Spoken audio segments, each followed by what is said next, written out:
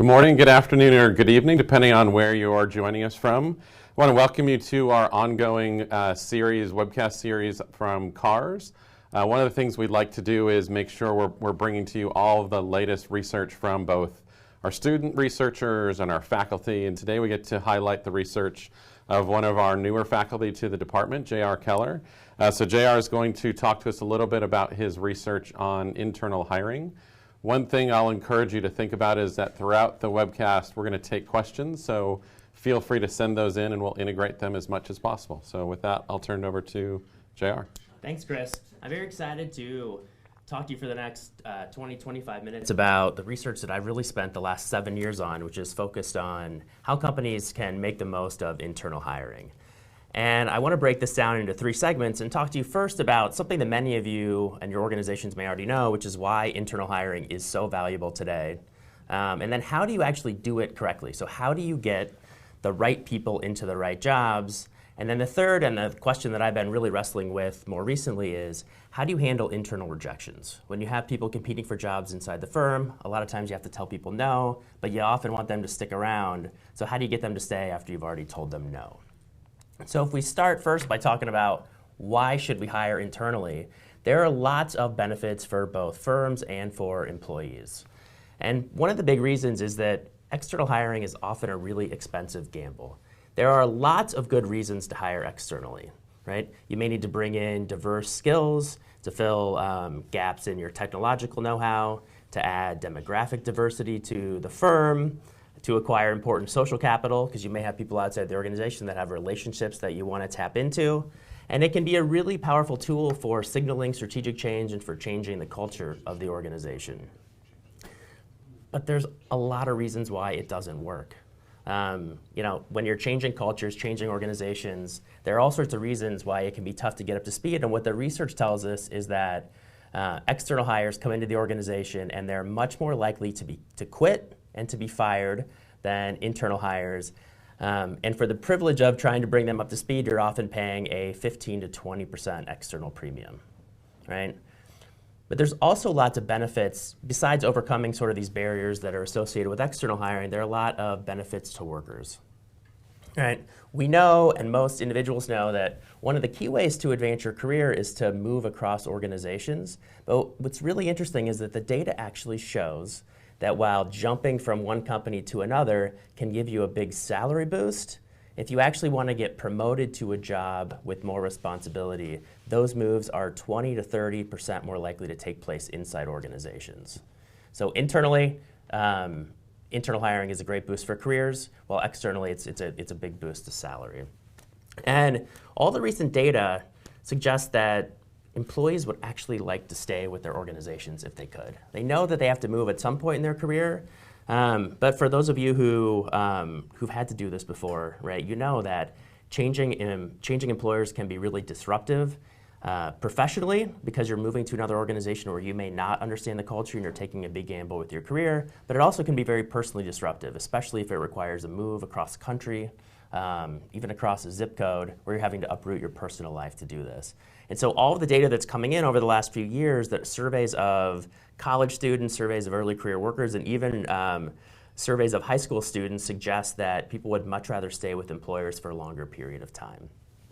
And then even for those workers who aren't moving currently, hiring other internal workers provides a really positive signal that there will be opportunities for advancement in the future. Right? So it has all these positive spillovers. And so what I've noticed in my own research and my conversations with companies is that the companies are increasingly coming to understand the value of internal hiring. Right? We used to do this 20 years ago, it's all we did. And then over the last 20 years, we focused a lot on hiring externally and building up our talent acquisition departments. Now we're saying, look, internal hiring is really valuable, but a lot of organizations haven't paid attention to how to do this effectively. And so that's what I want to transition to next and talk about how to best hire internally.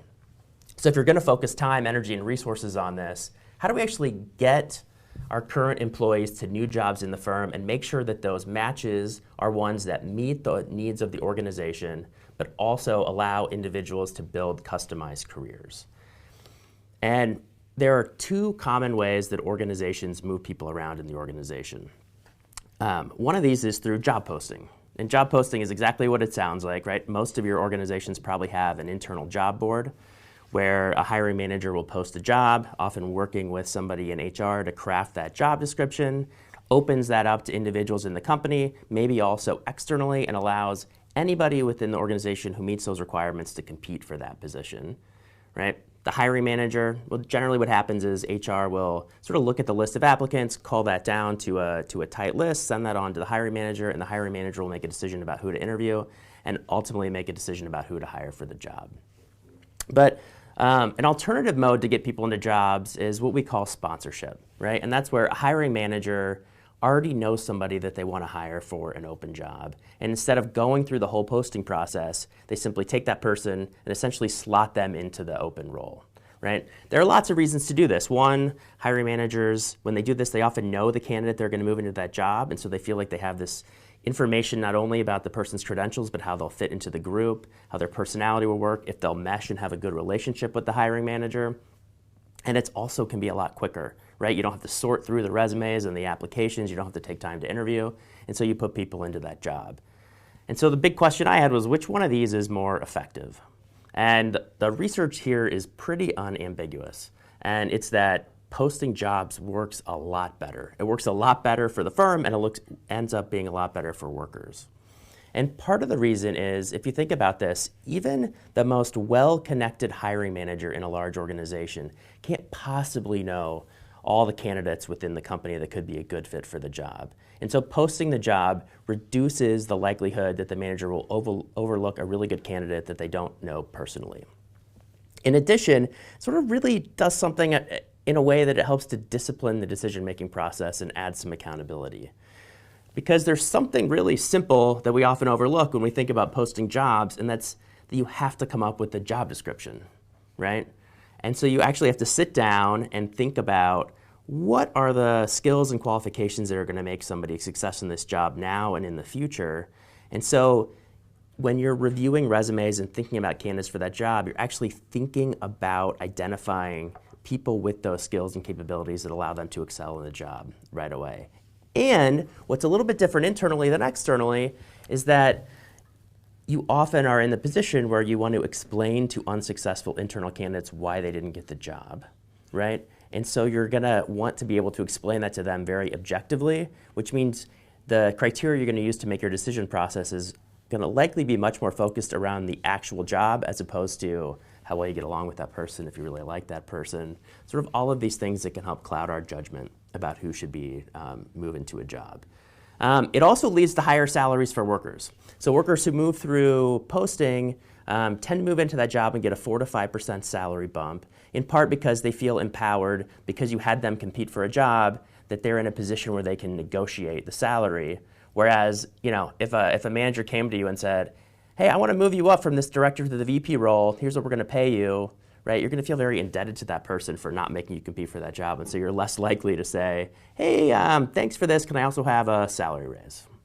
But one of the things that I found, and one of the reasons I've been hesitant to recommend to firms that they just post every job and make it competitive, is that posting doesn't just create winners, but it also creates a lot of losers. Yeah, good. So maybe before we go on to talk about the silver medalist and the bronze medalist in the competition for these jobs, there's a couple of questions that have come in.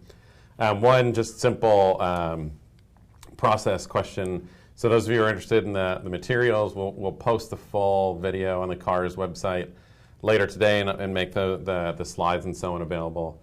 Other questions, though, so one of the ones that have come in is, people have talked about in their companies they have a posting system, but the employees don't really believe in it because what they believe is the manager already knows who they want to hire, so they're reticent to apply. They're not feeling a high level of trust that if they do apply, they'll even be considered. So how do you think companies should deal with that? Yeah, so we tend to call these, in the literature at least, we call them wired searches. Right, so the hiring manager already sort of is connected to the person they're going to bring into this job. And this is a real big issue, right? So the benefits that I talk about, the whole reason that posting works is because you have an expanded pool of candidates that the hiring manager is actually going to consider, right? And that you're actually looking for people who can do the job well, as opposed to just having people throughout their qualifications but not actually considering them. And so one of the ways that I've seen the most effective way to do this, well, one of the least effective ways is to say, hey, all hiring managers, all jobs have to be posted in the organization. Because what it means is there are going to be managers who already know somebody who's going to be in that job, and then it is going to happen that that candidate's going to get selected, and the people are going to feel like the sponsorship happened anyway. Yeah.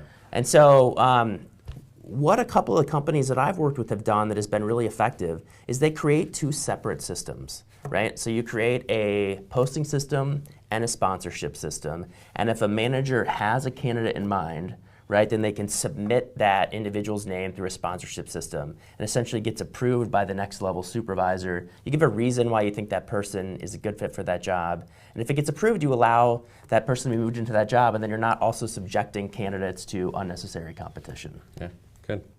Another question that people have come up on, maybe this isn't surprising either, is with the advent of technology in HR, right? It seems like there's lots of ways that maybe posting can get augmented. So whether that's artificial intelligence pushing candidates to apply, like suggesting, hey, here's jobs that are open for you, or vice versa, helping to surface candidates that didn't apply. Any thoughts on that idea of technology and how it's going to change the posting?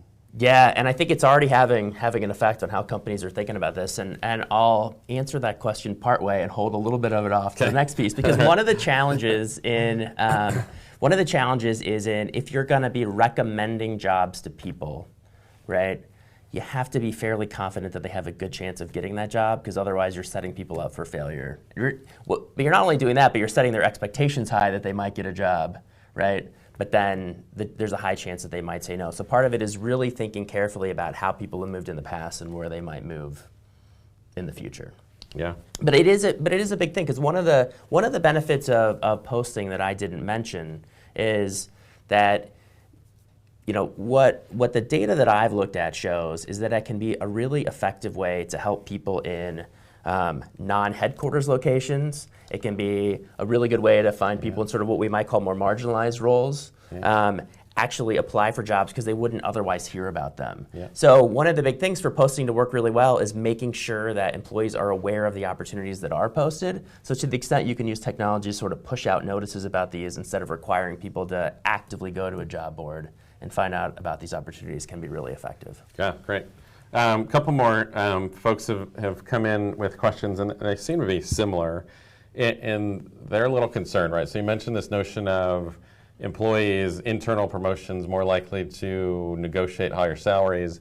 Is there long-term cost to this to the organization? Does this become more costly than a different route for hiring? Yeah, sure. So there's this clear trade-off, right? You're making a better hire, but you're also paying people more. So overall, like, is the firm capturing any value through doing this? But it turns out, right, if you think about this, the premium is 4 to 5%, and this is on the salary. So on total compensation, it ends up being 4 to 5%, which might seem like a big number, but you're also getting folks who are going to be subsequently promoted much faster, right? So you're finding people you're building future leaders. And more than that, probably the most powerful thing is you're finding people who are less likely to be fired and less likely to voluntarily exit the firm. And so think about all the cost savings in terms of, you know, retention, not having to go out to get new people. All in all, it seems to me that the value you're going to capture from this is way higher than the salary you're going to pay. Yeah, great. So I know we've got a few more questions. We'll try and get back to those in a minute, but I wanted to make sure you get your the next big segment in. So let's move on, and then we'll come back to some more questions. So perhaps it's appropriate, since it's the Winter Olympics right now, to talk about finishing in second place or being a silver medalist, right? Because one of the things that happens when you encourage managers to post jobs and then encourage employees to apply for this is that it's great for the winners. It's not so great for the losers. And so what I've been trying to figure out with some colleagues is to figure out how can we make this a process where folks who apply for jobs that you still want to have stay in the organization actually do stick around. And one of the big things that we found is thinking about rejection as not just emotional, right? So when we tend to think about rejection, we say, oh, you know, people's feelings are going to be hurt. Did they feel like the process was fair? Which comes back to this issue of sort of wired searches.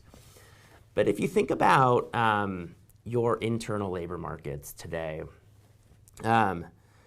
25 years ago, it'd be really clear exactly how you advance in an organization. These job ladders were super clear. If you come in as an entry-level financial analyst, how you're going to get to a director or VP, right? There's 5 or 6 steps you're going to take, and then you're going to get there, and it's a really clear path. But now, it's not so clear. We restructure organizations all the time. The skills demands that we have change. We have flatter organizational structures. We have managers moving and employees moving all over the place. And so it can be a really confusing place for employees because they don't know what the next step should be, and the next step for this next year might not be the next step 3 years from now. And even if you have a mentor in the organization and you sort of want to follow their footsteps, the job that they took to get to their job 5 years ago might be gone. And if it's not gone, it probably involves a totally different set of responsibilities. And so one of the things that I've noticed that workers are doing is they're using the internal market as a source of information, right? They're saying, I'm not totally sure what I want to do or what I'm qualified for, so I'm going to apply to jobs to gauge my opportunities for future advancement. And even if I don't get this job, right, what does my experience tell me about if I'm going to be able to get jobs in the future? And so what I've been able to do is study turnover among a whole big set, about 2,000 rejected internal candidates, right? And find out among these folks who applied for jobs and didn't get them, who was more likely to stay with the organization over the next year and who was more likely to leave. And the results are pretty startling, right?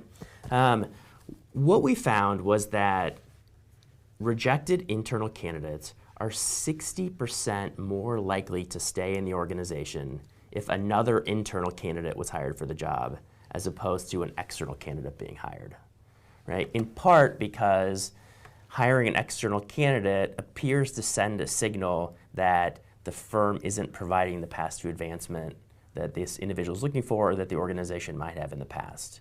So I'm not recommending to you that you only hire internal candidates, but it is worth noting that if you have a candidate that you're rejecting for a job, an internal candidate, and you end up hiring somebody outside the firm and you want to keep that person, it's really important to talk to them about what future advancement opportunities for them are going to be. Otherwise, it's really likely that they're going to assume that they don't have a lot of paths for advancement.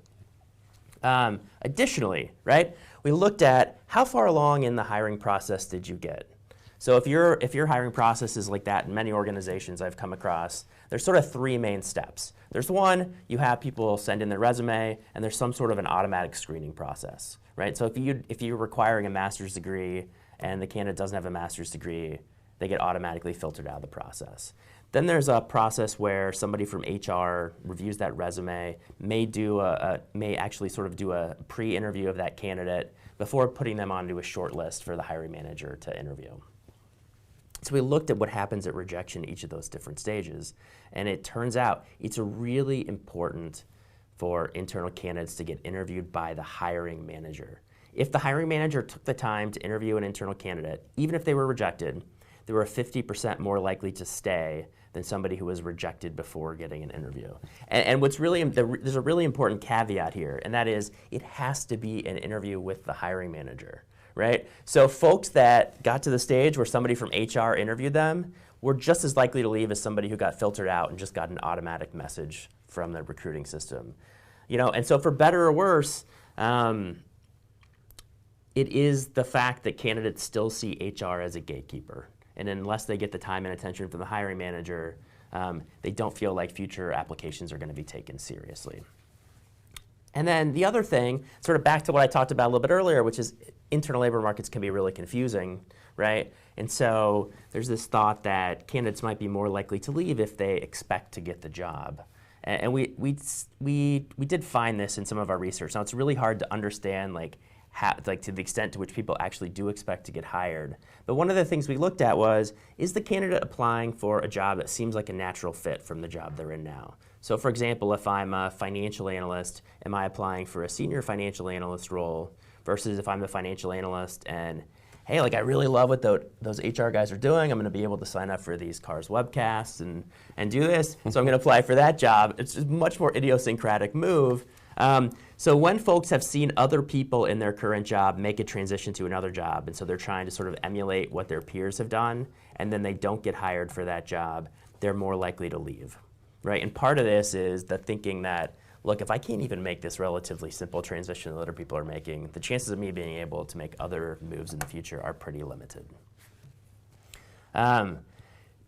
So one of the things that we tried to do after finding this data is we partnered with an organization to say, like, are there actually interventions that we can do to help keep rejected candidates engaged and wanting to stay with the firm? And so we found a couple of really interesting things here. So one of the things is that we looked at, we did this big survey of every internal applicant in the organization over an 8-month period. So it was like 13,000 internal candidates because we had no idea if they were going to get the job or not. Asked them about their intentions to stay, how they felt about the firm, if they were looking internally, externally, try to find out why people were applying for jobs. And then if somebody got rejected, we then surveyed them later to find out what their attitudes were, what they thought about the process, and again, if they were planning on staying with the organization. And we found something that's really surprising, and it's really kind of very technical in nature. So it turns out that the way most talent acquisition systems are set up, right, is that as soon as a hiring manager makes a decision, they'll send this to HR, and HR will check a box that somebody got hired and other people got declined. And then the system immediately sends out an email to candidates to say you didn't get the job. So like this form email goes out, and it goes out to internal and external candidates. And if candidates got that email before the hiring manager picked up the phone or sat down to type them an email, they were really, really upset. And even if they got contacted by the hiring manager later, they felt it was damage control, right? And so it's really important to think about how this is really just sort of a system setup piece that the hiring manager themselves contacts that person, has at least a short conversation with them about why they didn't get the job. And then the other thing we did was we started sending individuals emails, right, that said, look, we're really sorry that you didn't get this job. We really value you being a part of this organization. Here are some other opportunities that you might be interested in based on the job that you applied to. So this kind of gets around to the automation piece. Yeah. And we tried to play around with a little bit of machine learning algorithms to find out which other jobs would be good fits. And it turns out we haven't been able to track turnover yet because we're only 3 or 4 months into this, but we are finding that people's attitudes are much better. Great. So whole bunch of questions coming in actually. So I'm trying to sort through them. So one, at least a number of folks have been asking about your ability to sort out were there differences between high performers or high potential employees and the average employee in terms of their response or how they would respond to rejection? Yeah, so this was actually, it was the first thing we looked at, right? Because you can imagine that there are, that a benefit of having these systems, right, is that there are some folks that are getting rejected that maybe it is a signal that you want to send to them that this might not be a good fit or that they might not have a sense for future advancement. Turns out that there's no difference in the way star performers or top performers react relative to folks who aren't labeled as star performers. And we did this a bunch of different ways. We looked at performance ratings. We looked at the 9-box talent grid and where people fall in these talent grids. We looked at whether they were applying to higher level positions or lower level positions. And in general, right, like these patterns were really similar. And probably the one that was most steady was this: did the hiring manager take the time to interview me? Yeah. A couple of folks had questions going back maybe to the earlier part. It might apply here as well, but the concern particularly that some folks had over the systems and different approaches were, what's the chance for bias to creep in here, particularly through the sponsorship-oriented internal labor markets? Isn't there a chance, and how do you avoid managers who are hiring just like them or hiring more people that are like them? So how do you use that system but also not wind up with bias, discrimination, and so on? Yeah, I think it's a big challenge, and I don't think there's a magic bullet for this, but I think that from the organizations that I've worked with, right, the big piece is if you're going to use a sponsorship system, right, and put this in place, then the way to do that is not to just say, hey, hiring manager, if you want to sponsor somebody, go ahead and do it, right? It's either you need to talk to somebody from HR and sort of sort of run through this process with them. It's getting a sign-off from another higher-level manager. It's something where you have to justify that decision. It's not going to completely eliminate bias, but it might help. I think one of the big things that can be really helpful is, so the company that we've been running these experiments with has done something I think has been very effective.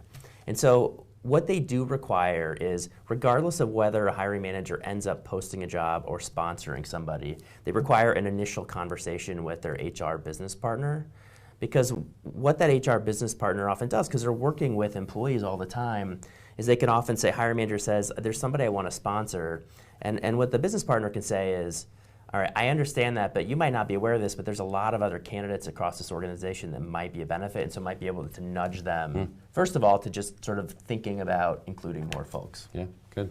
Another question that's come in is around the, you mentioned a lot about how the hiring manager plays a role here, and the more that the hiring manager both interviews folks, communicates with them after, certainly improves engagement or motivation to stay.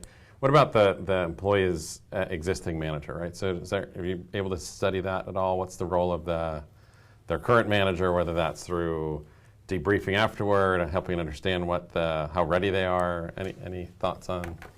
Yeah, so I don't have a lot of data on this, but a lot of anecdotal, and stories we've gotten from both employees and managers on this. And the biggest place, so there are two big ways that current managers can help support this. And one is essentially being a reality check, right? So it's an employee talking with their current manager about what opportunities they might want to pursue versus which ones they're more likely to be qualified for. Sort of helping to steer you in a direction of more attainable jobs. Or if you really want to try something very new, how can I gain some experience in sort of special projects or something to make me more competitive for this in the future. So part of this is expectation setting, right, and helping to steer folks in the way. And the other piece is that we do see, so one of the big things that we saw in the survey results is that folks who felt that they had the full support of their current manager were much more likely to say that they were going to stay with the organization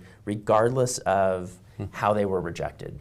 So simply having that dialogue and feeling they have a support system in place with their current manager is really important. Yeah, good. So I know we're getting close to time here, but there's another question that came in, and really focusing around the notion that in big companies with this kind of open market posting system, 10, 15, 20, 30 might not be an uncommon number of internal applicants to get. So how do you manage that kind of volume with some of your findings, right? So if you really want the hiring manager to interview all 30 or all 40, how would they have the time to follow up with all those folks? Yeah, I mean, this is probably the big trade-off here is the time, right? The time intensives you're going to put into this. And this is one of the reasons why we wanted to look at a number of outcomes. I think that the biggest thing is being really clear about what the qualifications for the job are and how those match on. And this is where, right, sort of the artificial intelligence and the technology can help, right? Which is actually, a lot of your firms probably collect this data on what skills employees have, but it may be buried in a talent management file somewhere which isn't linked to the job application data. And sort of being able to funnel people through, or saying you're going to apply for this, you're not really qualified for this job, or sort of setting some sort of expectations to discourage people from applying for jobs that they're not likely to get, which is only going to lead to negative consequences for both the organization and some disappointment on behalf of the workers. Yeah, great. So we're bumping up against the end of the half hour. I want to thank JR for taking some time to share his research with us today. Also would encourage you all to continue to look on the CAHRS website. So I know that JR's got a couple research links out there on his existing research. There's also upcoming working groups that we have on similar related topics. So it's great to have you all engaged today. Great questions. I'm sorry we couldn't get to all of them. In fact, I couldn't keep up with the scrolling questions that were in front of me.